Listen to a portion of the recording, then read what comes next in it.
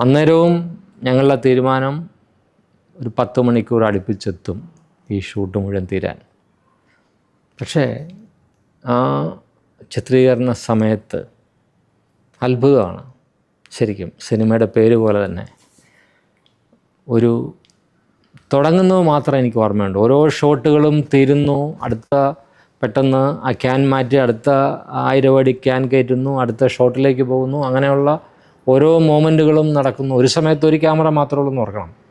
ഒരു പ്രാവശ്യം പാന്തർ ആണെങ്കിൽ അടുത്തത് സ്റ്റഡി ക്യാം ആയിരിക്കും, അടുത്തത് വീണ്ടും മറ്റത്. അങ്ങനെയുള്ള ഓരോ ഷോട്ടുകളും മാറി മാറി മാറി ഈ ഒരു മായാലോകത്ത് അല്ലെങ്കിൽ ഒരു നമ്മളൊരിക്കലും ബന്ധപ്പെട്ടിട്ടില്ലാത്തൊരു അന്തരീക്ഷത്തിലേക്ക് പെടുന്ന ഒരു അവസ്ഥയായിരുന്നു എല്ലാവരും ആ ഒരു ട്രാൻസിലായിരുന്നു. എല്ലാവരും മനോഹരമായിട്ട് പെർഫോം ചെയ്തു.